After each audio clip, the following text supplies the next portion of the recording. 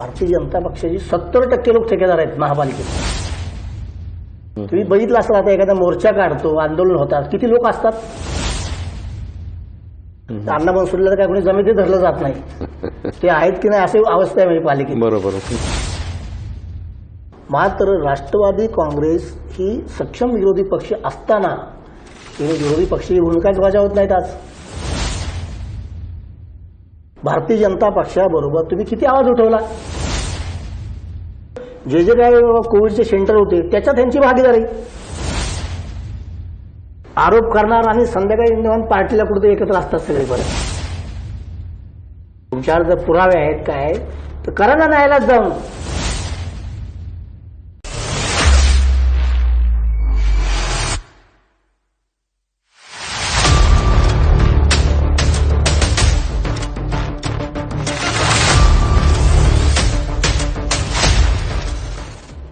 नमस्कार, मी अविनाश शेलेकर PCV टुडेमध्ये आपलं स्वागत करतो. रणांगण 2022 मध्ये आज आपल्याकडे प्रमुख अतिथी म्हणून आले ज्येष्ठ पत्रकार विजयराव भोसले. विजयराव, तुमचं PCV मध्ये स्वागत आहे. नमस्कार. नमस्कार. विजयराव भोसले हे गेली 40 वर्ष पिंपरी चिंचवड शहरामध्ये पत्रकारिता करतात. दैनिक केसरीमध्ये त्यांनी अनेक प्रकरणं गाजवलेली आहेत. पिंपरी चिंचवड महापालिकेतील, त्याबरोबर राज्यामधील इथल्या राजकारणातील खडानखडा माहिती असलेले एकमेव असे ते पत्रकार आहेत, ज्येष्ठ पत्रकार विजयराव भोसले. त्यांची पत्रकारिता रोखठोक असते, अत्यंत निपक्ष, कोणाचाही मुलाहिजा ठेवत नाही. खासदार असो, आमदार असो, राज्याचे मंत्री असो, या विषयावरती त्यांना परखडपणे प्रश्न विचारणार, त्याची उत्तरं घेणार. जनतेच्या वतीने खऱ्या अर्थाने जर पत्रकारिता कोण करत असेल, जनतेच्या वतीने वकिली करत असतील तर विजयराव भोसलेंचं नाव त्यात आघाडीवरती आहे. महापालिका नव्हे, नगरपालिकेच्या स्थापनेपासून प्रत्येक राजकीय, सामाजिक, प्रत्येक घडामोडीचे एक साक्षीदार म्हणून त्यांच्याकडे पाहिलं जातं. राजकारणाचा त्यांचा अभ्यास प्रचंड आहे. विजयराव मुंबईमध्ये मंत्रालय कव्हर करतात. मंत्रालयातील सर्व मंत्री विजयरावांच्या परिचयाचे आहेत. राज्यातील ज्या राजकीय घडामोडी आहेत त्याच्यावरती सुद्धा ते नेहमी भाष्य करत असतात. दैनिक केसरीमधून त्याविषयी लिखाण करत असतात. त्यांनी लिहिलेला शब्द हा अत्यंत स्पष्ट असतो. त्याच्यामध्ये त्यांनी जे पुढचं भविष्य वर्तवलेलं असतं राजकारणाच्या बाबतीमध्ये, ते जे प्रेडिक्शन करतात ती बऱ्यापैकी प्रेडिक्शन त्यांची ती सत्य ठरलेली आहेत. या महापालिकेत सत्ता कोणाची येणार, कोणाची नसणार, इथल्या विधानसभेला, लोकसभेला काय परिस्थिती असेल, याविषयी जे राजकीय विश्लेषण ते करतात ते मला वाटतं पिंपरी चिंचवड शहरातील सर्व क्षेत्रातील लोक त्याचं बारीक वाचन करतात. त्याच्यामध्ये त्यांच्या शब्दामध्ये जी सत्यता असते, त्यामुळे विजयरावांच्या प्रत्येक शब्दाला आजही तसा मोठा मान आहे. विजयराव, पिंपरी चिंचवड महापालिका निवडणुका अवघ्या 2-3 महिन्यावर येऊन ठेपलेल्या आहेत. साधारण फेब्रुवारीमध्ये होण्याची शक्यता आहे. कदाचित कोविड किंवा अन्य OBC आरक्षण किंवा अन्य कारणामुळे त्या पुढे गेल्या तर जातील. पिंपरी चिंचवड शहरातील राजकीय परिस्थिती तुम्हाला काय दिसते? तुमचं निरीक्षण काय त्याविषयीचं? आपण गेल्या निवडणुकीचा विचार केला. आपण विधानसभा असतील, लोकसभा असतील आणि महापालिका निवडणूक असतील, याच्यामध्ये आपण पाहिलं की भारतीय जनता पक्षाला, अनेक लोकांना वाटलं की भारतीय जनता पक्ष सत्तेवर येणार नाही. मात्र ज्या वेळेला महानगरपालिकेच्या निवडणुका झाल्या 2017ला, आणि त्या निवडणुकीमध्ये एकमेव फक्त दैनिक केसरीमधून मी लिहित होतो की भारतीय जनता पक्षाची सत्ता येणार आणि किमान 70 ते 74 जागा येतील. बरोबर. मला वेड्यात, आमच्या ऑफिसमध्ये सुद्धा वेड्यात काढलं. म्हणजे सगळ्या पेपरमध्ये वेगळं येतंय आणि तुम्हीच म्हणजे सत्ता भाजपची येणार, कुठला तुम्ही हे लावलेलं आहे. तर त्यावेळेला मी सांगितलं की मी प्रत्येक मतदारसंघात फिरत होतो, रात्री अपरात्री. निवडणुकीच्या वेळेला देखील मी 2 दिवस केसरीमध्ये मुक्काम केला होता, मी घरी सुद्धा गेलो नव्हतो. अच्छा. आणि त्याच्यामुळं मी त्या पद्धतीचं ज्याला राष्ट्रवादीने काय केलं की राष्ट्रवादीला आपण सत्तेत येणार, आपण विकास कामं गेली 15 वर्ष या शहरात विकास कामं करतोय. आणि मुळात काय केलं की त्यावेळेला राष्ट्रवादीचा जो आजीला आत्मविश्वास आहे, अति आत्मविश्वास, तो त्यांना नडला. म्हणजे काय झालं की आपण पाहता होता की निवडणूक म्हणलं की पैसा खर्च करणे. बरोबर. आणि त्यावेळेला काय केलं, या राष्ट्रवादीचे नेते अजितदादा पवार यांनी मी कुठलाही यावेळेला पैसा खर्च करणार नाही अशी स्पष्ट भूमिका त्यांनी घेतली होती. पण माझ्याशी ज्यावेळी चर्चा झाली त्यावेळी ते स्पष्ट म्हणले ते की मला माझ्या कामावर विकास कामावरती विकास कामावर जी मी विकास कामं केली आहेत त्या विकास कामावर मला निश्चित खात्री आहे मी निवडून येणार. आणि त्यामुळे काय झालं की त्यांनी काही जे काय जागा होत्या की ज्यांची उमेदवार दिले होते त्यांची पैसे खर्च करण्याची ऐपत नव्हती. तर त्यांची जबाबदारी इथले राष्ट्रवादीचे काय इथले मूळ मेन जी लोक आहेत नेते स्थानिक नेते त्यांना सांगितले की तुम्ही बाबा ह्या लोकांचा खर्च करा. त्यांनी दादांना आश्वासन दिलं पण प्रत्यक्षात मात्र खर्च केला नाही. आणि अशा वेळेला भारतीय जनता पक्षाने खर्चही केला आणि गेल्या 5 वर्षात त्यांनी राष्ट्रवादीची जी बदनामी केली त्या बदनामीला राष्ट्रवादीच्या स्थानिक नेत्यांना अजिबात उत्तर देता आलं नाही. बरोबर. एक साधारण उदाहरण द्यायचं असेल की तुकाराम महाराजांची पालखी येते बरोबर त्या पालखीसाठी त्यांनी हे खरेदी केलं तर काय बरं विठ्ठल मूर्ती 28 लाखाच्या मूर्तीच्या नावावर घोटाळ्यामध्ये यांना त्यांचं साधं स्पष्टीकरण देता आलेलं नाही. आणि त्या 28 लाखाच्या मूर्तीला सत्ता गमावी लागली. आणि ती सत्ता गेल्यानंतर बरं ती सत्ता गेली ठीक आहे पण विरोधी पक्ष म्हणून तुमचं एक काम करण्याची काय जबाबदारी आहे. ते काम तर केलं पाहिजे ना की आपल्याला वाटलं तर म्हणजे ह्या शहराने ज्याला भारतीय जनता पक्षाला संधी दिली की राष्ट्रवादीचा सुद्धा सत्ता होती राष्ट्रवादीने विकास केला आम्ही नाकारत नाही पण राष्ट्रवादीने देखील भ्रष्टाचार काय कमी केला का. बरोबर. राष्ट्रवादीत पण सगळे भ्रष्टाचार म्हणजे त्यांचे स्थानिक नेते ठेकेदार बरोबर आणि ठेकेदार करून मग तेच पार्टनरशिप हे सगळं ठेकेदारीच्या मुद्द्यावर येऊ आपण. ठेकेदारीचा मुद्दा फार मोठा आहे त्याविषयी आपल्याला बोलायचं आहे पण ओव्हरऑल राजकीय परिस्थिती काय वाटते तुम्हाला. तर एकंदरीत की आता सुद्धा भारतीय जनता पक्षाची ज्याला सत्ता आली तर भारतीय जनता पक्षाची 70% लोक ठेकेदार आहेत महापालिकेत. अरे बापरे. आणि काय झालं की पूर्वी कसं की राजकारणामध्ये कार्यकर्त्यांना किंमत असायची. बरोबर. म्हणजे कार्यकर्ता सांभाळायचा आहे तर त्याला कुठली छोटी मोठी कामं देऊन त्याला उभा केला जातो. पण आता झालं काय की नगरसेवक ठेकेदार झाल्यात आणि झाल्यात म्हणजे काय की अप्रत्यक्ष तुम्हाला काही लोक म्हणतील प्रूव्ह करून दाखवा पण कसं असतं की त्यांच्या जवळचा कोणतरी घेतात त्याच्या नावावर ठेका घ्यायचा आणि पार्टनरशिप आणि हे पद्धत झाल्यामुळे काय कार्यकर्ता दुरावला गेलाच. तुम्ही बघितलं असलं आता एखादा मोर्चा काढतो आंदोलन होतात किती लोक असतात नाही 8-10 लोकांच्या पुढे कोण नसतं. म्हणजे ज्या वेळेला आपण एखादा मोर्चा निघाला पूर्वी आपण बघितलं की शरण बारणेने प्राधिकरणाचा मोर्चा बांधकामासंदर्भात काढलं होतं 40-50 हजार लोक रस्त्यावर होते. बरोबर. हे आपण पाहिलं डोळ्याने. बरोबर. आज ती परिस्थिती नाही. आज तुम्हाला पैसे देऊन लोक बोलावं लागतात. झोपडपट्टी लोकांना 300 रुपये रोज 400 रुपये रोज अशी लोक भरायची आणि ती मोर्चामध्ये सामील करायची. आणि त्याच्यामुळे काय झालेलं आहे की भारतीय जनता पक्षाबद्दल जो एक लोकांचा विश्वास होता की बाबा निमानं ह्यांना संधी दिलेली आहे या शहराचं भलं करतील भ्रष्टाचार विरहित कारभार होईल भयमुक्त भ्रष्टाचार मुक्त त्यांचं वाक्य आहे घोषवाक्य. पण त्या घोषवाक्याला साजेल असा कुठलाही भारतीय जनता पक्षाने कारभार केलेला नाही. आज पाहिला आपण भारतीय जनता पक्षाचे 2 आमदार आहेत.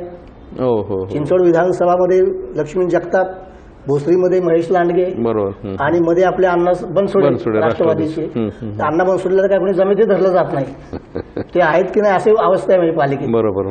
आणि मग काय झालं की हा ठेकेदारीची पद्धत केल्यामुळं की जो पूर्वी 2-2.5% हा भ्रष्टाचार म्हणजे काय की स्थायी समिती हे उघडगुपित आहे आपल्याला की स्थायी समितीचा कुणी चेअरमन झाला काय तो धोत्यात आणल्यासारखा नाही. बरोबर. की त्या ठिकाणी हे टक्केवारी घेतली जाते. मात्र 2-2.5% टक्केवारी जी होती ती आता 8 आणि 10% गेली. अरे बापरे. त्याच्यामुळे झालं काय माहितीये का की काम करणारे ठेकेदार आहेत त्यांना अवघड झालं ना. म्हणजे तुम्हाला कामाचा दर्जा दिला पाहिजे नगरसेवकांना सांभाळलं पाहिजे अधिकाऱ्यांना सांभाळलं पाहिजे वरच्या नेत्यांना सांभाळलं पाहिजे. आता हे सगळं सांभाळत मग तुम्ही विकास कामाचा दर्जा काय ठेवणार. बरं ते पण काय एखादं टेंडर मिळालं तर ते टेंडर पार म्हणजे त्याच्यामध्ये स्पर्धा मग तो एकदम बिलोमध्ये येणार. मग बिलोमध्ये त्या समजा एखाद्या विकास कामाला समजा 10 कोटी खर्च येत असेल आणि 10 कोटीचं मध्ये त्याला जर इतर लोकांना वाटणं हे करणं मग तो विकास कामाचे 3-13 वाजतात. आपण आज शहरामध्ये काही ठिकाणी सिमेंटचे रस्ते बघा काय अवस्था वाईट आहे. त्याची खोदाई व्यवस्थित झालेली नाही. त्याचं वरचं जे म्हणजे मजबूतीकरण जे असतं ते केलंच नाही त्या पद्धतीने नाही येते. आणि त्याच्यामुळे काय झालं की सिमेंटचे रस्ते तुम्ही नावाला म्हणता आम्ही ह्या विकास केला आणि तो विकास केला. ते लवकर बाद होतील. आणि बरं दुसरं काय माहिती आहे का की आपण बघतो की साधा एखादा उड्डाण पूल जाता तुम्ही भोसरीतला बघितला असेल उड्डाण हो, हो, हो. हा? त्या उड्डाण पूलची काय अवस्था आहे? त्या उड्डाण पुलाचं पहिलं बजेट किती होतं? 12 कोटीचं 100 कोटी हो गेलं ते. आणि ते तर केलं. साधा तो जे सेंचुरिंका कॉलनीजवळ जो फूट ब्रिज आहे हा हा हा त्या फूट ब्रिजचं पहिली निविदा 75 लाखाची होती हा हा हा हा. आणि 75 लाख करता करता ते गेलं 7.5 कोटीवर. मग शून्याचा गोळ झाला. म्हणजे 7.5 कोटी. बरं आता जर तुम्ही प्रत्यक्ष जाऊन पाहणी करा त्या फूट ब्रिजवरनं कोणी येत जात नाही. नाही नाही नाही नाही. म्हणजे काय चाललेलं आहे? म्हणजे भ्रष्टाचार प्रचंड आहे. प्रचंड भ्रष्टाचार. म्हणजे आपण वाटलं इथल्या लोकांना की भारतीय जनता पक्षानं आपण नवीन लोकांना संधी दिलेली आहे. या शहरातला विकासाबरोबर जनतेचाही फायदा होईल आणि एक वेगळा भ्रष्टाचार विरहित कारभार होईल अशी जी अपेक्षा होती ती पूर्ण अपेक्षा फोल ठरलेली आहे. अच्छा अच्छा अच्छा. आता आपण दुसऱ्या बाबत विचार केला की आता भारतीय जनता पक्षाला खेळायला लोक नाकारतील. वस्तुस्थिती आहे म्हणजे त्याची कारण काय? मग प्रमुख भ्रष्टाचार गेल्या 5 वर्षातील भारतीय जनता पार्टीची जी कामं आहेत त्याच्याकडे आपण कसं पाहता? तेच सांगतो ना की आज आम्ही ज्याला फिरतो बाहेरमध्ये समाजामध्ये तर भारतीय जनता पक्षाने जे सांगितलं आहे की ज्या कामाला 10 रुपये खर्च आहे तो 10 रुपये 100 रुपयावर नेला खर्च. अरे बापरे, वाढीव खर्च भयानक. आणि त्याच्यामुळे मग काय झालं की आणि जनता पण बघते काय यांच्या पद्धतीने चाललेलं आहे काय. मात्र राष्ट्रवादी काँग्रेस ही सक्षम विरोधी पक्ष असताना त्यांनी विरोधी पक्षाची भूमिकाच बजावत नाहीत आज. बरोबर बरोबर. म्हणजे सत्तेची संधी तुम्हाला जनता देते. मात्र तुम्ही आज गेल्या 5 वर्षात काय भारतीय जनता पक्षाबरोबर तुम्ही किती आवाज उठवला? आज तुमची प्रत्येक ठेकेदारीमध्ये तुमची भागीदारी आहे. आज राष्ट्रवादीचे काही बडे लोक आहेत त्याच्यात त्यांच्या हे आहेत ठेके. कुणाचा 200-250 कोटीचा आहे, कुणाचा 400 कोटीचा आहे. अरे बापरे. मग विरोधी पक्ष म्हणून काय करणार? काय मग कधी तुम्ही सांगा ना की विरोधी पक्ष म्हणून त्यांनी कोणते आवाज उठवले? आता निवडणुका जवळ आल्यानंतर जागे झाल्यात. पण जिथं इंटरेस्ट त्यांचा आहे म्हणजे किरकोळ ठिकाणी आंदोलन करायची, पण जिथे ज्या ज्या प्रकरणात मोठे घपले झालेले आहेत तिथं कोण आवाज उठवणार? पण वर्तमानपत्रात मी तर किती प्रकरणं बाहेर काढलेले आहेत. उदाहरणार्थ काही उदाहरण आता देतो तुम्हाला की कोविडचा आपण काळ बघितला. या कोविडच्या म्हणजे लाज वाटली पाहिजे की आपण कोविड सारखी परिस्थिती असताना त्याच्यामध्ये सुद्धा तुम्ही मास्क किरकोळ त्याच पैसे खायचे. देशावर केवढं संकट ओढवलेलं आहे. अशा संकटच्या काळी लोकांना दिलासा मिळाला पाहिजे. तुम्ही आर्थिक तुमचं नियोजन ढासळले संपूर्ण. आज सगळे येणारं उत्पन्न कमी झालेलं आहे. हे असताना तर त्यात पण देखील बरं विशेष म्हणजे जे काय कोविडचे सेंटर होते त्याच्यात त्यांची भागीदारी. अच्छा, नगरसेवकांची भागीदारी, पदाधिकाऱ्यांची भागीदारी. अरे बापरे. आणि मग कित्येक प्रकरणं आता तुम्ही पाहिलं असेल मध्ये प्रकरणं उघडकीस आली. ते पहिले आयुक्त आपले हार्डीकर ते कारवाई करत नव्हते. मात्र किमान हे पाटील साहेब आल्यानंतर, राजेश पाटील आल्यानंतर किमान काही प्रकरणांचा त्याची चौकशी लावली. चौकशी लावल्यानंतर पाहिलं आपण प्रकरणामध्ये किती गाजली. पण ते ऍक्शन काहीच झालं नाही. ऍक्शन नाही. आता अजून काय झालेलं आहे त्याचा अहवाल आलाय. तो अहवाल का जाहीर करत नाही तुम्ही? तो अहवालामध्ये 100% त्या ज्यांनी काम केले त्याच्यामध्ये काही दोषी आहेत. अच्छा. आणि त्यांनाच आता बाजूला कसं काढता येईल यासाठी आता उद्योग सुरू आहेत. बरोबर. आणखीन कोणती प्रकरण सांगता येईल? हे उदाहरण देतो तुम्हाला दुसरं. कोरोनाच्या काळातलं मध्ये पाहिलं असेल तुम्ही 107 ठेकेदार ब्लॅकलिस्ट केले. अच्छा. 107 ठेकेदार ब्लॅकलिस्ट केले. आणि ते कशामध्ये केले? काही लोकांनी एफडी बोगस दिल्या. हो बरोबर. एफडी बोगस दिल्या, त्यांची कारवाई. आणि तुमच्या ह्याच्यात दोषी ठरलेत ना, मग त्यांच्यावर ऍक्शन काहीच नाही झालं. काय नाही. फक्त मला वाटतं 13 लोकांच्यावर कारवाई झाली. म्हणजे काय त्यांचे त्यांना ठेका द्यायचा नाही, हे करायचं नाही. पण काही फौजदारी पण कारवाई केल्यात फौजदारी कारवाई. पण मात्र ज्या पद्धतीनं याच्यावर कारवाई करून त्या ठिकाणी देखील राजकारण आणून काय लोकांना बरोबर वाचण्याचा प्रयत्न केला. अच्छा, मोठ्या ठेकेदारांना वाचण्याचा सरळ आहे ना. जर 113 तुमचे जे फॉल्टमध्ये होते तर तुम्ही सगळ्यांच्या फौजदारी कारवाई करायला पाहिजे. बरोबर. म्हणजे इथे देखील नेत्यांच्या कुणाच्या जवळचा जो आहे तो याच्या जवळचा आहे का, वरचा कोण मंत्र्यांच्या जवळचा आहे का, आणि त्याच्यामुळे काय होतं माहिती आहे का की प्रकरणं निघतात बाहेर पण मात्र त्याची पूर्ण कारवाई होत नाही. आता मध्यंतरी मला योगेश बहल यांनी आपण पाहिलं आता एक प्रकरण मध्यंतरी हो प्रेस कॉन्फरन्स घेतली त्यांनी पत्रकार परिषद घेऊन त्यांनी 18 कोटी त्याचं कामच झालं नाही आणि ते बिल अदा केले 18 कोटी 18 कोटी रुपये आणि त्यांनी संपूर्ण पुराव्यासहित तो कंपनी तो ठेकेदार मुंबईतला आहे तो कुठं राहतो काय त्याने कसे कुठली कामं आणली काय केली काय याचा तपासच कुठं नाही रेकॉर्डला. अच्छा जसं चिलेकर आपण आठवत असेल आपण मागे 263 कोटी नवीन गावात पिंपरी चिंचवडमध्ये नवीन गावाचा समाविष्ट झाले बरोबर त्यावेळेला 263 कोटीची कामं केली त्याची बिलं अदा केली कागदोपत्री सगळं पण कागद आपण पाहिलं कामं कुठली झाली नव्हती. काहीच ते नाही प्रकरण लावून धरलं. मारुती भापकरनं ते सामाजिक कार्यकर्ते आमचे मारुती भापकर आहेत बरोबर त्यांनी ते प्रकरण भरपूर लावून धरलं मात्र त्या फायलीच गायब केल्या परत म्हणजे ते रेकॉर्डच महापालिकेचं अस्तित्वात नाही. गहाळ झालं ते ऑडिट मध्ये आलं सगळं ते पण ते रेकॉर्ड सगळं कुठं गेलं गहाळ ऑडिट मध्ये सगळं गहाळ दाखवलंय ते काहीच नाहीये. म्हणजे कशा पद्धतीनं आपण पाहतो की राजकीय मंडळी सुद्धा कसं काम करतात आणि एखादं प्रकरण दडपायचं असेल तर ते कसं गायब केलं हे आपल्या शहरातलं नमुना उदाहरण आहे. व विजयराव अशी भ्रष्टाचाराची प्रकरणं राष्ट्रवादीच्या 10-20 वर्षाच्या काळामध्ये पण आपण ऐकली ती गाजली आपण छापली सुद्धा आहेत. आता 5 वर्षामध्ये भाजपच्या काळामध्ये त्याच्यापेक्षा आणखीन कितीतरी पटीत मोठी मोठी प्रकरणं आपण ऐकतोच आहोत.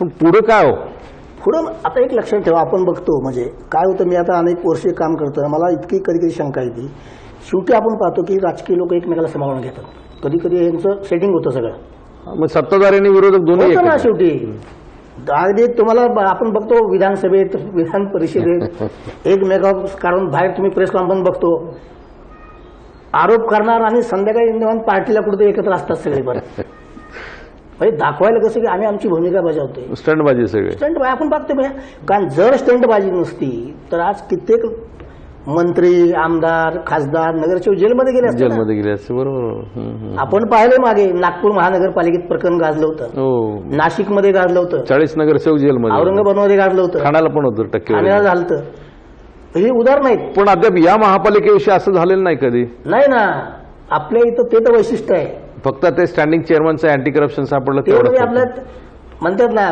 बळीचा बकरा आणि हे कसं असतंय की आपण सांगितलं की स्टँडिंग कमिटी हे ओपन सिक्रेट आहे ओपन सिक्रेट आहे.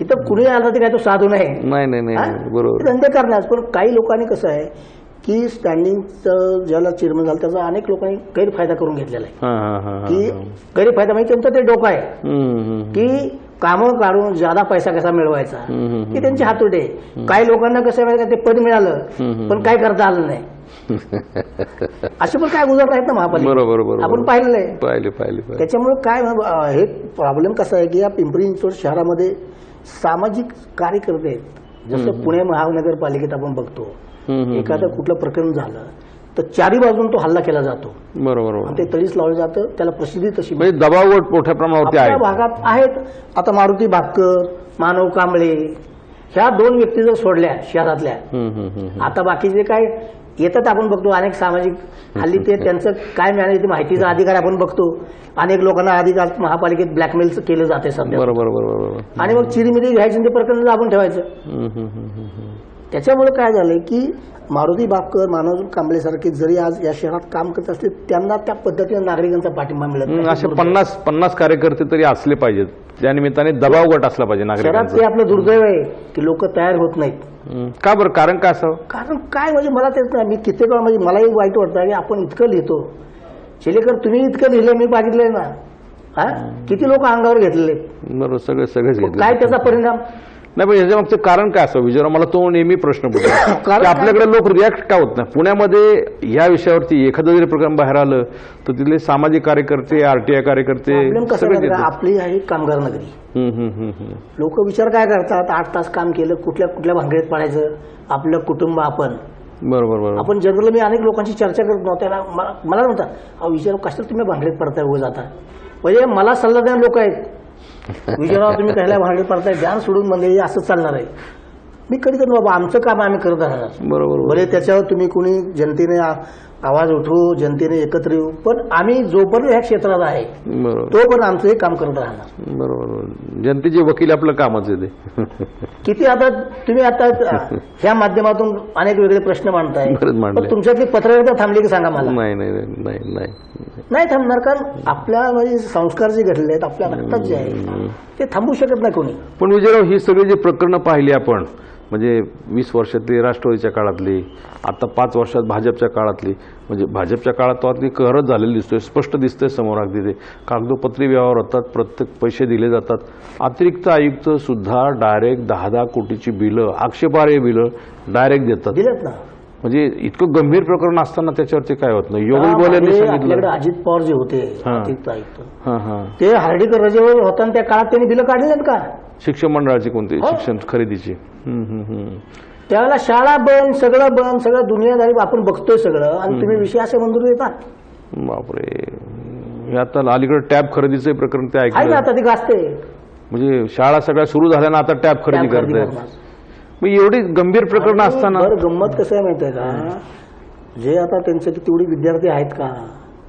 नाही, ते 45,000 सांगतात, पण प्रत्यक्षात पटसंख्या 15,000 कमी आहे. आणि 35,000 असताना ते 45,000 खरेदी करतात. हा फार मोठा गफला आहे. काही आता माहित नाही. आता आम्ही शिक्षकांना काय शिक्षक भेटतात ना, ते म्हणतात आमचे विद्यार्थी कमी झाल्यात, आमच्या नोकरी जाणार नाही, पण आमची बदली कुठे होऊ शकते. बरोबर बरोबर. अशी अवस्था आहे आपली महापालिकेची. म्हणजे ठीक आहे, माझं तर म्हणणं आहे शिक्षणावर खर्च झाला पाहिजे.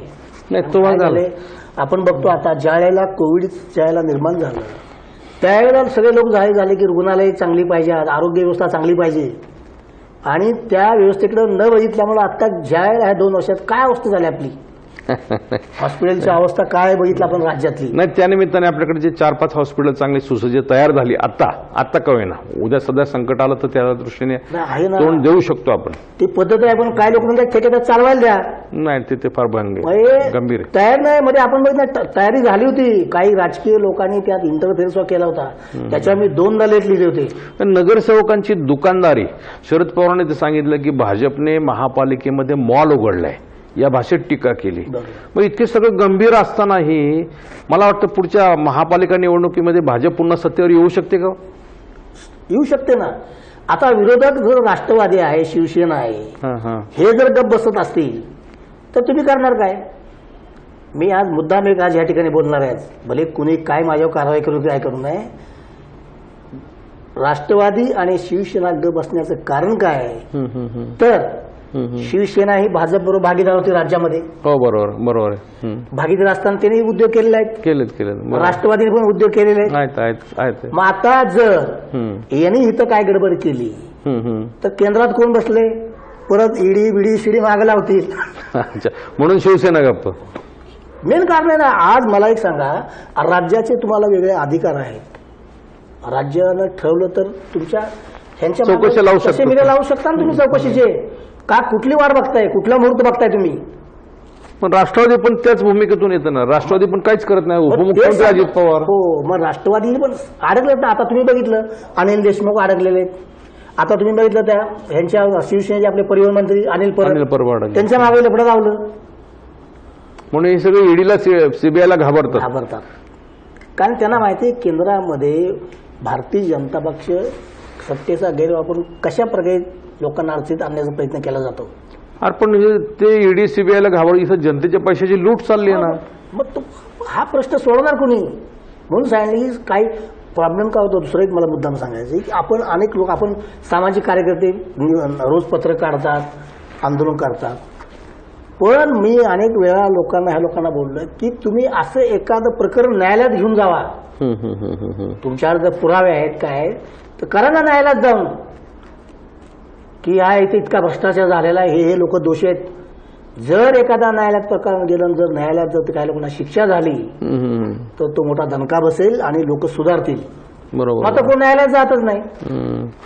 विजयराव, ह्याच्यामध्ये म्हणजे भाजपला पुढे सत्तेवर पुन्हा येण्यासाठी अडचण दिसते का तुम्हाला, हे भ्रष्टाचाराची प्रकरण पाहिल्यावर? काय झालंय की आता आपण बघितलं आता वातावरण सध्या की एवढी प्रकरणं आहेत तरी राष्ट्रवादी आणि शिवसेना पूर्ण गप्प आहे ना. ज्या पद्धतीनं आज तुम्हाला संधी होती भारतीय जनता पक्षाचा आपल्याला आहे, मग संधी आहे त्यांना. आहे संधी, मग त्या संधीचा तुम्ही फायदा कधी घेणार? मग यांचे नेते सुद्धा एकमेकांशी साठवलोट आहे का हो? असं सरळ दिसतं ना आता हे. हम्म, हम्म. जर तुम्हाला जर इथे सत्ता हवी आहे हे कराय तर नेते पण काढत बसल्यात. बरोबर. नाही, पण आता त्यांनी राष्ट्रवादीने मेळावा घेतला होता, अजित पवार आले होते मेळाव्याला, भाषण पण केलं त्यांनी हो. चांगलं दणदणीत. पण ज्या पद्धतीने अजितदादांनी लक्ष घालायला पाहिजे. हा हा हा. ठीक आहे, अजितदादा नाराज झाल्यात की दादांचं म्हणणं काय आहे की या शहरावर मी प्रेम केलं, या शहराला अनेक चांगले प्रकल्प आणले, आम्ही त्याला आपण नाही का नेहरू रोजगार काय हो, JNR मध्ये ह्यातनं केंद्राकडून अधिक निधी मिळवला, विकास कामं झाली. आज संपूर्ण शहरात जे रस्त्यांचं जाळं पसरलं, कारण पूर्वी कसं होतं भोसरी, निगडी, पिंपरी हे वेगळं बरोबर असल्यामुळे काय कनेक्टिव्हिटी नव्हती शहराला. पण अनेक मोठे रस्ते प्रकल्प झाले. आपण विकास शहराचा झाला नाही असं मला म्हणायचं नाही, कारण जर तुम्ही जर पिंपळे सौदागर बिदार भागात जर गेला तर त्या भागातले रस्ते तुम्ही जर रात्रीच्या वेळेस जर गेला ना तर आपण वाटतं विदेशात आलो असं वाटतं. पण काय माहिती का, विकास करत असताना ठीक आहे भ्रष्टाचार होला, पण भ्रष्टाचार किती करायचा त्याला मर्यादा आहे. त्याला मर्यादा पाहिजे. कारण हे आम्ही कुणीच थांबवू शकणार नाही. समर्थन नाही करू शकत आपण त्याचं. पण समर्थन मर्यादा आहे ना शेवटी. तुम्ही जर संपूर्ण आता मी सांगितलं नाही का, मी कालच माझा एक लेख होता की औंधला तुम्ही पुण्यामध्ये पशुवैद्यकीय रुग्णालय काढताय. हो बरोबर. त्याला 2 कोटी परवा स्टँडिंग न दिले आणि आता परत तुम्ही तो विषय 30 कोटीचा आणलेला आहे. अरे बापरे, काय गरज? 30 कोटी. हा, आणि तो प्रस्ताव बरं का मला हसायला येते, तो प्रस्ताव मी पाहिला आणि तो प्रस्ताव आहे आयुक्तांचा. अच्छा. आता जे आयुक्त आपले राजेश पाटील त्यांचा प्रस्ताव आहे आणि तो प्रस्ताव त्याने ऑगस्टमध्ये ज्यावेळेला हे होतं ना त्या गडबडीत मीटिंग कशा ऑनलाईन चालायच्या ना, बरोबर. कुणी विचार केला नाही, ती मंजुरी घेतली त्यावेळेला. अच्छा. बरं, मी म्हणतो तुम्ही काय म्हणता की या शहरात कुत्री झाल्यात, कुत्री जनावर कुठं जाणार, आता गोठे राहिल्यात का इथं? नाही इथं नाहीच, काहीच नाही. कुत्र्याचं आहे. अहो कुत्र्याचं आहे फक्त. कुत्र्यांचं तुम्हाला तर भ्रष्टाचार सांगितला ना, आपण वेडे हो वेडे. काय प्रकारे काय हे नसबंदी कुत्र्यांवर केली, हा हा. त्याच्यामध्ये कोट्यवधीचा भ्रष्टाचार आहे, नसबंदी झालेलं नाही. आणि पण ठेकेदार कोण? अराजकीय लोकच. हा हा हा. त्याचं रेकॉर्ड नाही. म्हणजे इतकं भयानक आहे कुत्र्याचा विचार केला तर. म्हणजे कुत्रीसो सोडलं नाही त्यांनी. भ्रष्टाचार करायला कुत्रे नसबंदीच्या नावाखाली कोट्यावधी रुपये कमी खाल्लेले. अरे बापरे. आणि तुम्ही आता 30 कोटी करून, पण ठीक आहे आमचं मत की तुम्हाला इतर रुग्णालय करायचं आहे. खेरगावला पशुवैद्यक ह्याची जागा आहे ना. जागा आहे ऑलरेडी आहे तिथे. बरोबर. मग तिथं करा. एवढंच जर प्रेम वाटते जनावरांचं आणि कुत्र्यांचं मग औंधला पैसे द्यायचे. बरं, तुम्ही ते जो प्रस्ताव बघितला 27 खोल्या, नंतर आयुक्तांचा बंगला, म्हणजे जे पशुवैद्यकीय आयुक्त असतील त्या पशु विभागाचे आयुक्त, ते महापालिकेने द्यायचं काय कारण ते समजत नाही ना. काय संबंध? म्हणजे आज तुमची एवढी श्रीमंत आहे का? लोकांनी बोललं पाहिजे या विषयावर. ह्याच्यावर काय सांगतो ना, बोलायला तयार कोण नाही. अरे टॅक्स पेअरला तुम्ही जर टॅक्स भरला नाही तर महिना 2% दंड आकारता, व्याज 24% वर्षाला दंड घेता. कोणी इलिगल बांधलं तर ताबडतोब बुलडोझर लावता. यांचे जे बेकायदा व्यवहार आहेत याच्याविषयी लोकांनी बोलायला पाहिजे. लोकही बोलत नाहीत ना. आता मी सांगतो ना, मी एवढा लेख लिहिला नुसतं मला बरं का फार फार छान तुम्ही प्रकरण काढलेले. अरे पण तुम्ही करणार काय? मी पक्षनेते आपले काय ना नामदेवराव ढाके यांना परवा बोललो. मग परवा त्यांचं ते दुखवलं. म्हणलं नाही आम्ही आता जिगला तो विषय. अरे म्हणलं हे शहरामध्ये गरज आहे त्याची. आज करदात्यांचे पैशाची लूट थांबली पाहिजे, हा आपला हेतू असतो. त्याच्यामध्ये ते झालं पाहिजे. पण भाजप सुद्धा अशा प्रकारे लूट करते आहे. याच्यावरती त्यांचे नेते नाही का त्यांना जा विचारत? चंद्रकांत पाटील, देवेंद्र फडणवीस काय कुठं काय बोलतायत ते? मग स्थायी समितीमध्ये जर त्यांचा आधी भारतीय जनता पक्षाची एवढी बदनामी झाली मध्ये त्यांनी निर्णय घेतला असता ना. बरोबर. त्या बाबतीत काहीच निर्णय नाही कुठलाच. जे मी सांगितलं नाही का की मगाशी की काही कुठलाही पक्ष असो काय असो सगळ्यांचं धोरण एकच आहे, आडवा आणि जिरवा. आडवा आणि जिरवा. मग विजयराव असं असेल तर सत्तेवर कोण येणार इथं? अंदाज काय? एकंदरीत लक्षात ठेवा, जर अशाच प्रकारे जर राष्ट्रवादीची भूमिका राहिली, राष्ट्रवादीची भूमिका भाजप सत्तेवर आहे अशी आता शंका येते लोकांना. पण राष्ट्रवादीला भाजपची सत्ता पाहिजे, म्हणजे अजित पवारांना भाजपची सत्ता इथं पाहिजे. कारण काय आज सगळे पक्षांचे आज विचार करा, आमदार लक्ष्मण जगताप गेली 8 महिने त्यांच्या मतदारसंघात बैठका घेतात. मी स्वतः पाहिलेलं आहे. अरे बाबा. आणि बैठका नुसत्या घेत नाहीत, नियोजन चाललेलं आहे सगळं. महेश लांडगेने वाढदिवसाचं औचित्य साधून संपूर्ण मतदारसंघ ढवळून काढला. त्यांचं नियोजन बूथ लेवल पासून नियोजन आहे अगदी त्यांचं भाजपचं. ते खरं किती आज राष्ट्रवादीचं आपण काय बघतोय? काहीच नाही दिसत तसं प्रत्यक्षात. अजून त्यांचं चाललंय. मग त्यांचे उमेदवार त्यांचे काय, म्हणजे आता काही लोक म्हणतात बाबा ते आता वाढ रचना त्यांनी केलेलं आहे. नुसती वाढ रचना करून चालणार आहे का? नाही नुसतं मला उमेदवार मिळते की नाही मला शंका वाटते कधी कधी. अरे बापरे, राष्ट्रवादीला. हा पण आता भाजपचे 22 नगरसेवक तर राष्ट्रवादीत येणार आहेत असं चाललंय. ब्रेक लागला त्यांना आता. काय बोलतोय? भारतीय जनता पक्षाच्या नेत्यांनी बरोबर दमबाजी केली होय आणि चर्चा थांबवली. हा ते मग 22 नगरसेवक येणार होते ते येणार नाहीत आता. सगळंच थांबलं ना सध्या. कशामुळे काय? त्यांना मागे लावतील काहीतरी अजून. अच्छा, त्या भीतीपोटी. मग राष्ट्रवादी कशी काय वाढणार इथं? राष्ट्रवादी आहे तसे 36 नगरसेवक आहेत, ते कसे काय 70 होणार? ना की यांचे आता सगळे हे हवेत आहेत. काही लोकांना किती आपल्याला माहित आहे की जे स्वतःच्या ताकदीवर येणारे काही लोक आहेत ना, ते सोडले तर बाकीचं काय. ते स्वतःच्या ताकदीवर येतील अशा काही नगरसेवकाची नावं सांगता येतील तुम्हाला? किती लोक आहेत असे अंदाजे? राष्ट्रवादी सांगतो ना, एक 25-30 लोक आहेत. अच्छा, 30 एक तर म्हणजे त्यांचे आजही सांगतो ना, म्हणजे कुठल्या नेत्याने काय करू न करू काही लोक आहेत स्वतःच्या ह्याच्यावरती येतात. 30 एक लोक तर अगदी आरामशीर येतील. अच्छा, बर. त्यांचं काम आहे, संपर्क आहे.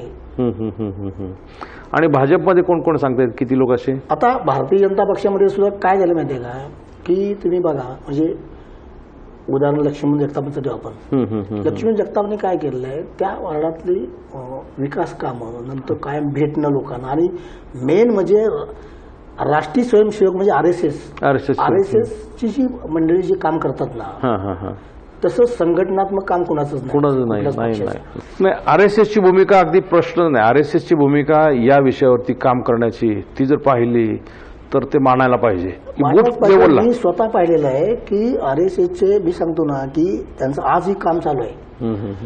एक RSSचा कार्यकर्ता रोज 5 घरांना भेटी देतो. अच्छा, पण भेटी देऊन म्हणजे काय माहिती का, त्यांची इतकी मजा जाऊन नमस्कार करणं, हे करणं, काय तुम्हाला अडचण, काय अडचण आहे का, काय कसं आहे, म्हणजे ह्या पद्धतीनं त्यांची कामाची जी पद्धत आहे ना, त्याच्यामुळं लोकांचा जो संपर्क ठेवणं आणि त्यांच्याशी संवाद साधणं. आणि लक्ष्मण जगतापने नेमकं हेच ओळखलं.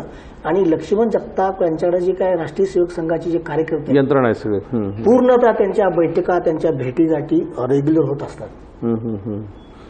आणि त्याच्यामुळे चिंचवड विधानसभा मतदारसंघात ते आपल्याला माहिती आहे भारतीय जनता पक्षाचं प्राबल्य आहेच पहिले, आणि ते प्राबल्य असल्यामुळे ही यंत्रणा जी काम करते. शिवाय एवढंच नाही तर ह्यांच्या राष्ट्रीय लेवल, राज्य पातळीचे लोक नेते येतात.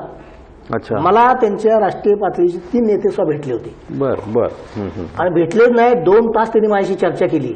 म्हणजे इथलं सामाजिक वातावरण कसं आहे, राजकीय वातावरण काय, आणि मग काय नेमकं परिस्थिती आहे, 2 तास माझ्याशी चर्चा करत होते. बर. नागपूरवरून लोक आले होते. चिंचवडची परिस्थिती, भोसरीची पण तशीच परिस्थिती आहे. भोसरीच्या परिसरामध्ये काय केलंय, महेश लांडगेंनी बांधणी चांगली केली, करून एक मतदारांची नाडी आणि वातावरण निर्मिती. त्यांचा महेश लांडगेंचा जो सोशल मीडिया ना, त्या सोशल मीडियाचं एवढं प्रचंड काम आहे. तुम्ही पहा, इतकं एखादी गोष्ट महेश दादांनी समजा बोलले तर 10व्या मिनिटात त्यांची प्रेस नोट, फोटो सगळे असतात. बरोबर. आज राष्ट्रवादीचं काय बघताय तुम्ही? त्याची यंत्रणाच दिसत नाही काहीच. राष्ट्रवादीची यंत्रणा कुठे आहे? राष्ट्रवादीकडे काय पैसा नाही काय? का राष्ट्रवादीकडे जेवढे आता इथले नेते आहेत त्यांच्याकडे काय पैसा नाही का? पण ह्याच मला काही म्हणून मी गेले 6 महिने विचारत होतोय की राष्ट्रवादीला सत्ता नको असं वाटायला लागले आता. म्हणजे जनता तुम्हाला परत सत्ते बसण्याची तयारी जनतेची. बरोबर. पण लोक तुम्ही जर जात नसाल त्यांच्यापर्यंत, तर त्यांना ते काय पडलेलं आहे, असं आहे ना शेवटी. नाही खरं विजयराव, हे सगळं आपण पाहतो, अनेक प्रकरण आपण गेल्या 6 महिन्यामध्ये स्मार्ट सिटी हा जो विषय आहे तो एक फार चर्चेला आलेला आहे. स्मार्ट सिटीमधला भ्रष्टाचार, म्हणजे विरोधी पक्षाचे लोक आरोप करतायत, त्याच्यामध्ये गंभीर आरोप करतायत. 1300 कोटीची कामं झाली, 1300 कोटीपैकी 800 कोटीची कामं झाली असं सांगतायत. प्रत्यक्षात काय काय स्मार्ट सिटीमध्ये दिसतंय तुम्हाला? का ह्या स्मार्ट सिटीचा तर एवढा गोंधळ आहे. काय मुळात एक तर महापालिकेतली चूक काय केली, भारतीय जनता पक्षाचे हे नेते आहेत, हम्म. यांनी सगळे आयुक्तांना अधिकार दिले. अच्छा. ठराव केला ना त्यावेळेला हो, महापालिकेत हो. ठराव केला आणि आयुक्तांना सगळे अधिकार दिले. बरोबर. आता आयुक्तांना अधिकार दिल्यामुळे ह्यांना कोण विचारणार? तेव्हा चर्चा कोण? फक्त जी स्मार्ट सिटीचं जे मंडळ आहे, समिती आहे ती. समिती, त्या समितीत त्या समितीचं कोण आयुक्त निर्णय घेणार ना शेवटी. पण त्याच्यामध्ये शिवसेना, मनसे, राष्ट्रवादी ह्याचे पदाधिकारी आहेत ना, आहेत ना. त्याच्यामध्ये? सदस्य आहेत ना. आता ते आहे तर ते काय, त्यांना मिळालं की काम संपलं. म्हणजे त्यांना मिळालं म्हणजे त्यांचा फायदा होत असेल तर ते कशाला विरोध करणार? अरे पण लोकांचा, सरकारचा पैसा आहे, जनतेचा पैसा आहे. जनतेचा पैसा आणि सरकारचा पैशाचा जर विचार केला असता तर आपला देश कुठे गेला असता ना. अरे काय कठीण आहे. मग आणि स्मार्ट सिटी त्याच्यामुळे मधले स्मार्ट सिटीची जर चौकशी लावली तर ह्या चौकशीतून बरीच प्रकरणं बाहेर येतील. अच्छा. कारण काय काय भागामध्ये सांगतो ना, मी आता उदाहरण देतो तुम्हाला, म्हणजे मी फिरलोय, सगळा पकडले सो लोकांनी. हे पेविंग ब्लॉकचं जे प्रकरण आहे ना, पेविंग ब्लॉक, हा हा हा हा. तुम्ही शहरात फिरा, अहो हे पेविंग ब्लॉक, जुने काढलेले पेविंग ब्लॉक रात्रीचे घेऊन जातात 2-3 ला. मी फिरलो मागे गाडी घेऊन माझी. रात्रीचे न्यायचे एका ठिकाणी तिथे ठेवतात, त्याला परत हे करायचं, कलर लावायचा, परत तेच. तुम्ही सांगा ना, जेवढे आत्तापर्यंत शहरातले पेविंग ब्लॉक काढले ते महानगरपालिकेने दाखवावेत. हिशोब नाही त्याचा, त्याचा नाही, काय नाही ताळमेळ हिशोब. नाही, ताळेबंद नाही त्याचा. ते पेविंग ब्लॉक दाखवावेत कुठे गेले. पेविंग ब्लॉकचं सुद्धा कोण आहे ठेकेदार? हा? नाही, ते स्मार्ट सिटी, ते मला वाटतं तुमच्या स्थापत्यामधलं रेग्युलर काम आहे. स्मार्ट सिटी मधले कोणते घोटाळे तुम्हाला दिसतात? स्मार्ट सिटीमध्ये त्याने जे काय काय, आता आपण याच्यात उदाहरण काय तुम्हाला सांगतो, ते केबल टाकणं, हा, अंडरग्राऊंड केबल. अंडरग्राऊंड केबल बिबल. अहो ह्याचा जर तुम्ही शास्त्रीय आणि तांत्रिकदृष्ट्या अभ्यास केला आणि कुठे जाऊ जर खोदून बघितलं तर सगळे यांची प्रकरणं बाहेर येतील. होय का? हा, अहो जिथं तुम्हाला केबल तुम्ही 1.5-2 फुटावर, उद्या एखादा त्यांना काय झालं, खड्डा पडला, तुटली तर केबल. ते बरं तुम्ही टेलिफोन, ते हे जो आता नवीन आलेलं नाही का, वायफायचे सगळं, वायफायचं सगळं केलेलं आहे नवीन. सीसी कॅमेरे आहे. सगळं. होय. आणि वाईट काय वाटतं माहिती का, की ड्रेनेज, टेलिफोन, विद्युत हे बघा समन्वय नाही. एकदा महापालिकेनं खोदायचं, नंतर MSCBने खोदायचं, नंतर स्मार्ट सिटीवाले ते खोदणार. आणि तुम्ही जर आज शहरात रस्त्यांची जी चाळण झाली ती बघितल्यानंतर लक्षात येतं. आणि परत काय ना, स्मार्ट सिटी आपलं हे काय, शहराला काय बेस्ट सिटी. Best city. अहो कसली बेस्ट सिटी? मी मध्ये आयुक्तांना सुद्धा बोललो, म्हणलं मागे हार्डीकर साहेबांना बोललो, तुम्ही एकदा आम्ही येतो तुमच्याबरोबर आणि शहरात आपण सगळे फिरू आणि स्मार्ट सिटी कशी आहे दाखवा तुम्ही, बेस्ट सिटी. मग स्मार्ट सिटी नाही दिसत थोडं. कसली स्मार्ट सिटी? मग कामं काय केली? 800 कोटीची कामं काय केलीत? मग तेच सांगतो ना, की त्याची जी चौकशी लावली तर हे सत्य सगळं बाहेर येईल. पैसे गेले कुठे? आणि भाजप काय चौकशी लावणार नाही, काय कारण लावणार केंद्रात भाजप आहे. विचार याच्यामध्ये एक मला कळत नाही, आपण राजकारणी किंवा यांच्याविषयी बोलतो, पण प्रशासन सुद्धा त्यांची प्रशासनाची साथ असल्याशिवाय राजकारणी असे काही गैरव्यवहार करत नाहीत. नाही, मला आता चिलेकर तुम्हाला एक सांगायला विशेष वाटेल की आपल्यातले काही जे अधिकारी आहेत ना, हे अधिकारी जाऊन सांगतात हा प्रोजेक्ट घ्या तुम्ही, हे राबवा इथं, कारण त्यांचा इंटरेस्ट असतो. बरोबर. आपण बघितलं की तुम्हालाही माहिती आहे, तुम्ही लिहिले त्याच्यावर, की ज्या वेळेला एखादं अंदाजपत्रक ठरवलं जातं त्या प्रकल्पाचं आणि तो प्रकल्प पूर्ण झाल्यानंतर 10% एक्सटेन्स कॉस्ट लावतो आपण. बरोबर, एक्सेलेशन कॉस्ट असते. त्याचे पैसे कुठे जातात? मग सल्लागार काय, वाढीव खर्च आणि काय? सगळ्यात सल्लागाराचा विषय आपण आज मी पाहिलं तर ऑन ह्याला बोलतो मी, पेविंग ब्लॉक बसवायला सल्लागार. ते एक धक्कादायक वाटतं म्हणजे काय. पेविंग ब्लॉकला काय डोकं लागतं? और तुम्ही सल्लागार नाही, सल्लागारांची यादी बघाल ना, किती कोटी खर्च केला ते एकदा ते मागे एकदा आरटीआय कोणी काही माहिती काढली होती, 99 कोटी रुपये नुसते सल्लागारावरती खर्च झाले 5 वर्षामध्ये, मागच्या म्हणजे मला वाटतं खरं आहे ते राष्ट्रवादीच्या काळातले. आता पुढची त्याच्यानंतरची माहिती आलेली नाहीये. स्मार्ट सिटीमध्ये सुद्धा सल्लागार म्हणून नियुक्त केलेल्या कंपन्या अक्षरशः कुठलाही सल्ला न देता कोट्यवधी रुपयाची लूट करून बसलेले आहेत. पण या विषयावर सुद्धा अद्याप कोणी बोलत नाही, विरोधी पक्षही बोलत नाही. विरोधी पक्षही बोलत नाही, सत्ताधारी इथं का बोलणार नाहीत, कारण त्यांचा फायदा होतोय. बरोबर. कारण सल्लागार हा एक संशोधनाचा विषय आपल्याकडे. नाही, मला हेतू असा, प्रशासनामधला भ्रष्टाचार किती आहे? जसं आपण राजकारणाचा विचार करतो, 8% घेतात किंवा आता पूर्वी 2.5% घ्यायचे, 10% समजा राजकारणी खात असतील, तर प्रशासनातले लोक किती घेतात? प्रशासनातला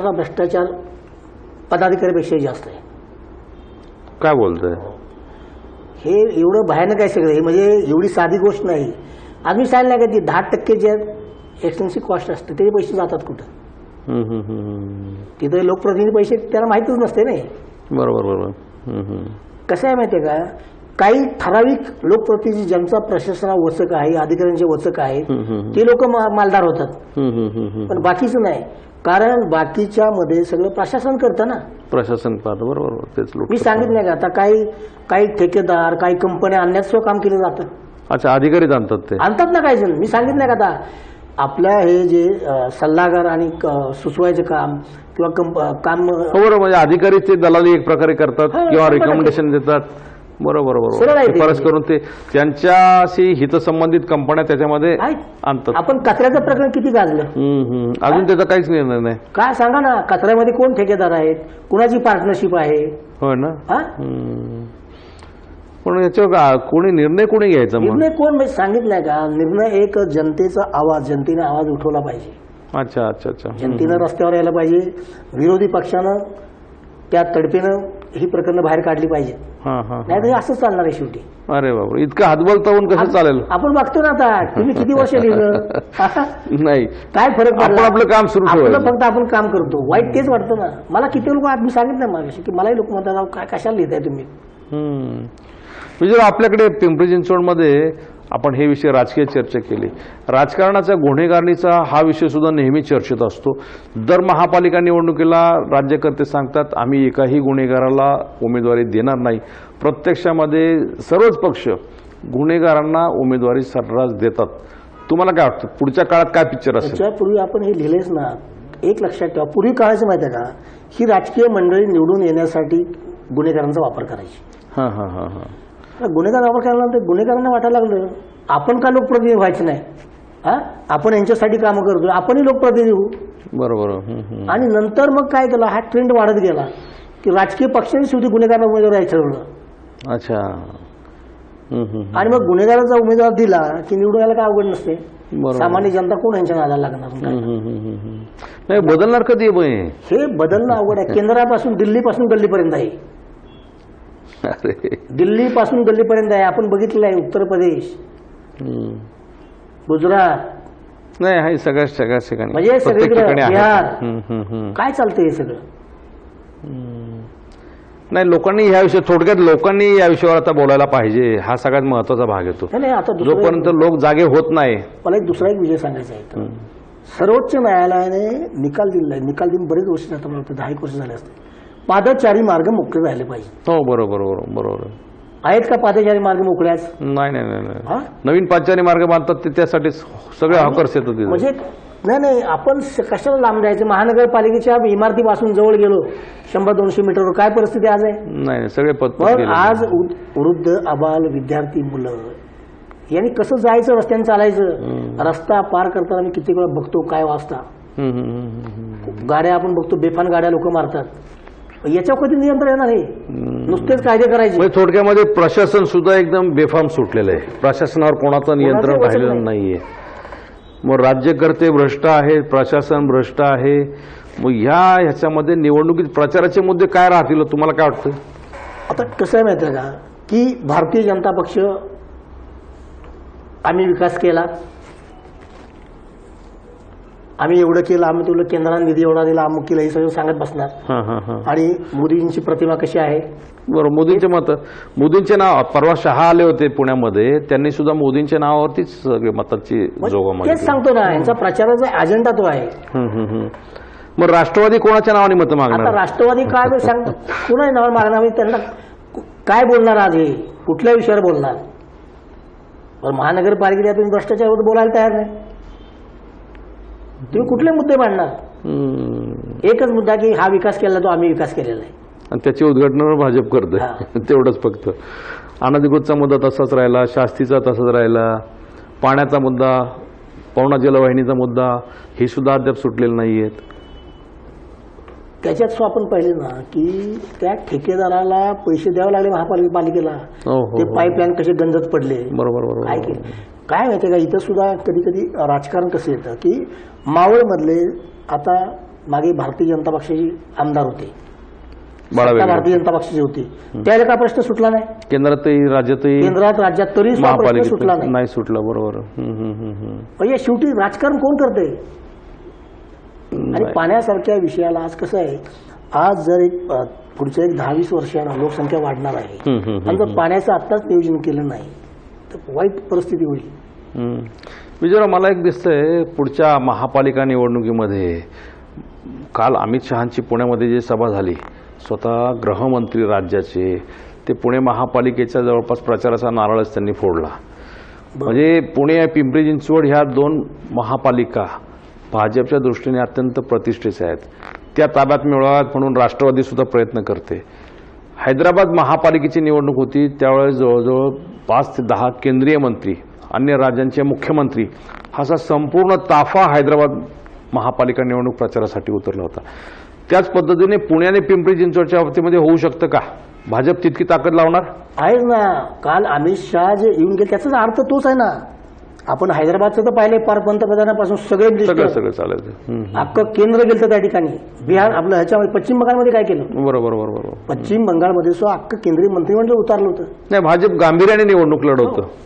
त्यांचं प्लॅनिंग मी सांगितलं की भारतीय जनता पक्षासमोर निवडणुकीचा कार्यक्रम असतो आणि त्यांचा कार्यक्रम म्हणजे तळागाळापासून वरपर्यंत. आता यांचं कशाचं उमेदवार पण नाहीत, काय करायचं हीच परिस्थिती. पुण्यामध्ये राष्ट्रवादीला संधी आहे. पुण्यामध्ये कारण पुण्यामधलं राष्ट्रवादीचं काम म्हणा तिथले हे सध्या, आणि ज्या पद्धतीनं म्हणजे म्हणून तर मला शंका आहे की बाबा अजितदादा पुण्यात जसं लक्ष घातलेलं आहे पिंपरी चिंचवडमध्ये लक्ष का घालत नाही? म्हणजे त्यांना जो मागे त्यांच्या मुलांचा पराभव, मावळ लोकसभा मतदारसंघात झाला, त्यांच्या मुलाचा पराभव आणि गेल्या वेळच्या महापालिका निवडणुकीतला पराभव, त्याची खंत त्यांना ते जीवानी लागलेलं आहे. पण नेत्यांनी असं खचून चालत नाही ना. बरोबर आहे. पवार साहेबांसारखे आज त्यांचं वय 82 आहे. आजही त्यांच्या पायाला आपण भिंगरी लावून पळतायत संपूर्ण. मी पाहिलं मध्ये आता दौऱ्यावर होते, मराठवाड्यात दौऱ्यावर होते, आपल्या इथं स्वतः 2 दिवस थांबले ना, आले होते. म्हणजे त्यांना सुद्धा कसं आहे की शरद पवारने आज पिंपरी चिंचवडचा विकास ह्या लोकांनी केलाच आहे. कैलासवासी रामकृष्ण मोरे, बरोबर, नाही आहे ते विकासाचे आहे, त्यांचं योगदान आहे ना, आहे आणि ते तुम्हाला एकदम नाकारता येणार नाही. विजय, राष्ट्रवादी शरद पवारांनी इथे लक्ष घातलं. पूर्वी शरद पवारांमुळे सत्ता होती, नंतर अजितदादांनी गेली 20 वर्ष कारभार केला. आता पार्थकडे ते धुरा सोपवणार आहेत. तुम्हाला काय वाटतं, पार्थ पवार तिथे यशस्वी होतील, चालतील का? पार्थ पवारांचं नाणं चालेल का? पार्थ पवारांचा प्रॉब्लेम काय माहिती आहे का, की कुठलाही कसा कार्यकर्ता घडताना काय असतं माहिती आहे का, तो तळातून यायला पाहिजे. बरं ठीक, तळातून तुम्ही त्यांना डायरेक्ट आणल्यानंतर या शहरातील जे काय राष्ट्रवादी जुने जाणते जे काय आहेत तुम्ही त्यांच्यापर्यंत गेलं पाहिजे. त्यांचे विचार ऐकून घेतलं पाहिजे, त्यांचं मार्गदर्शन घेतलं पाहिजे. कारण त्यांनी आधी तर 40 वर्ष घातल्यात. बरोबर. त्यांना कानाकोपऱ्यातलं इथलं राजकारण माहिती आहे, सगळा संपूर्ण भौगोलिक परिस्थिती माहिती आहे. मात्र काय झालं माहिती आहे का, पार्थ यांना हे 4-5 जे काय मंडळी राष्ट्रातले आहेत त्यांच्या भोवतीच ते गुरफटलेले आहेत, कोंडाळच केले, त्याच्या बाहेरच नाही. त्याच्यामुळे मी राष्ट्रवादीचे अनेक नेते स्वतः भेटले मध्ये. आता आपण पाहिलं की शरद पवारांनी माजी नगरसेवकांचा जो मेळावा घेतला त्याला किती लोक, 150 लोक होते ना, सगळे माजी नगरसेवक वगैरे. बरोबर. तुम्ही काय माहितीये का, ठीक आहे की अपारचं धोरण असं आहे की आता नवीन लोकांना संधी दिली पाहिजे. नवीन टेक्नॉलॉजी 5-6 टर्म आलेला तर तुमच्या मुलांना संधी द्या, मुलींना संधी द्या. चांगलं धोरण आहे, पण काय हे धोरण असताना तुम्ही सर्वांना बरोबर घेऊन गेलं पाहिजे, विश्वासात घेतलं पाहिजे सगळ्यांना. बरोबर, की अमुकच 4 लोकांना जर बिग फेरला तर त्याचा मेसेज वाईट जातो. अच्छा. आणि ती परिस्थिती काय केलं आता सुद्धा आपण बघतो की मला आता कित्येक लोकांचे राष्ट्रवादीचे म्हणतात, भोसले साहेब आम्हाला दुपारी मेळाव्याने आम्हाला आत्ता समजलं 1 तासापूर्वी मेळावा आहे. अरे बापरे. आणि मग अशी जर पक्षाची परिस्थिती असेल, संघटना खिळखिळी झाली, पूर्ण संघटना. आता संघटना बदलायचं चाललं, पदाधिकारी बदलायचं चाललं. आता संघटना बदलणं योग्य नाही, कारण 2-3 महिन्यापूर्वी निवडणुका राहिल्या आणि अशा वेळी तुम्ही संजय वागरे आता अध्यक्ष आहेत, त्यांना नाराज केलं, त्याचा उलटा परिणाम काय. बरं, याच्यापूर्वी विलास लांडेला अजितदादांनी तुम्ही अपक्ष विधानसभा लढवू नका, पक्षाचं तिकीट घ्या सांगितलं होतं. अजित गव्हाणे इच्छुक आहेत आता, त्यावेळेला अजित गव्हाणे यांना अध्यक्षपदाची ऑफर दिली ती, अच्छा शहर शहर अध्यक्ष, पण त्यांनी त्याला नकार दिला. आणि आता तुम्ही निवडणुकीच्या दरम्यान त्या पदासाठी इच्छुक आहात. मग अजितदादांचं म्हणणं आहे, मग आता कसे काय बदलायचे? म्हणजे उद्या परत संजय वागरेंना तुम्ही ऐन वेळेला बाजूला करणार, ते म्हणणार पक्षाच्या वाईट काळामध्ये. पण अजित पवारनेच हा प्रस्ताव आणलाय ना पदाधिकारी बदलायचे. मी सांगितलं ना, हे काही लोक राष्ट्रवादीबद्दल हे सगळे पिकवतात आणि मग ते व्हायरल होतं सगळीकडे. मग राष्ट्रवादी अशा प्रकारे जर बदनाम होत चालली तर त्यांना सत्ता कशी काय मिळणार हो? मग तो तर प्रॉब्लेम आहे आता, की मिळत आहे. आता एकच आहे, मी सांगितलं नाही का, जर राष्ट्रवादीनं जर वेगळं काय हात्यार उपसला ऐन वेळेस, कुणाच्या मागे चौकशी लावायचं ठरवलं, तर मागे मोठी पंचायत होईल. अच्छा, सत्तेचा वापर करून थोडक्यात. सत्य, जसं भारतीय जनता पक्ष आता सत्तेचा वापर करून ईडीसी राज्यात तसं राज्याचं सरकार आहे हे 5 वर्ष हलणार नाही हलणार. बरोबर.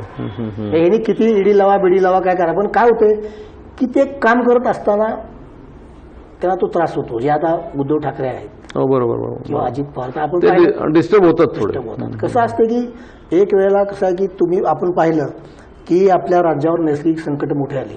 नाही, मग असा सत्तेचा गैरवापर राष्ट्रवादी शिवसेना हे करतील वाटतं का तुम्हाला? तसं मगाशी मी नाही का उपस्थित केला की त्यांना भीती काय आहे, की शिवसेनेला भीती आहे की मागे ते सत्तेत होते भाजप बरोबर, त्यावेळेची त्यांनी काय प्रकरण बाहेर काढली आणि लावली वरनं चौकशी, म्हणून शिवसेना घाबरते. म्हणून तो प्रश्न आहे ना आता. नाहीतर आज तुमच्या राज्यात तुमच्या हातात सत्ता आहे आणि ही सत्ता असताना तुम्ही कधी ह्या लोकांना दाबलं असतं ना. बरोबर, 2-2.5 वर्षामध्ये काहीच केलं नाही तुम्ही. काहीच केलं नाही ना. भ्रष्टाचार झाला असं म्हणतं जे आरोप करतात, तुमच्या हातात सत्ता असताना तुम्ही कारवाई केली नाही, चौकशी लावली नाही, मग तुम्हाला बोलण्याचा काय अधिकारच नाही. उलट देवेंद्र फडणवीस बघा तुम्ही आज, त्यांची बोलण्याची पद्धत, आरोप करणं, त्यांना हे नीट उत्तर पण देता येत नाहीत, आपण बघितलं. आणि त्याच्यामुळं काय झालं की सगळं आहे, पण यांना काही त्यांच्या अडचणीमुळं बोलता येत नाही. म्हणजे बुक्क्याचा मार खावा लागतोय, तोंड दाबून बुक्क्याचा मार. विजयराव, गेले अर्धा पाऊण तास आपण या विषयावरती चर्चा करतोय. आपण जे काही मुद्दे मांडलेत त्याच्यातून एक स्पष्ट आहे, भारतीय जनता पार्टीची प्रकरणं भरपूर आहेत, परंतु राष्ट्रवादीला त्या विषयावरती बोलण्याची इच्छा नाही किंवा ते बोलत नाही. यातून एक संदेश लोकांमध्ये जातोय की राष्ट्रवादीला सत्ता हवी आहे की नको आहे. बरोबर. स्मार्ट सिटीतील भ्रष्टाचार आहे, अनेक भ्रष्टाचाराची प्रकरणं आपण चर्चा करू शकतो, भरपूर आहेत त्याच्यामध्ये. ती सगळी पाहिली तर आयतं ताट राष्ट्रवादीला वाढून ठेवलेलं आहे, परंतु त्यांना खाता येत नाही. दस्तूर खुद्द अजित पवार यांना इथल्या सत्तेमध्ये रस आहे की नाही याविषयी सुद्धा आपल्याला शंका दिसते. ओव्हरऑल संपूर्ण पिक्चर पाहिलं, शिवसेना इथे काही विरोधात असून काहीही बोलायला तयार नाही. शिवसेनेची भूमिका सुद्धा साशंक आहे. याचा संपूर्ण अर्थ असा निघतो की आगामी काळामध्ये कदाचित पुन्हा भारतीय जनता पार्टी राष्ट्रवादीच्या नाकर्तेपणामुळे सत्तेत आली तर त्यात आश्चर्य वाटण्यासारखं काहीच नाही, असा आपल्या चर्चेचा निष्कर्ष. विजयराव, तुम्ही इथे आलात, आम्हाला वेळ दिलात, त्याबद्दल PCBच्या वतीने धन्यवाद. थँक्यू.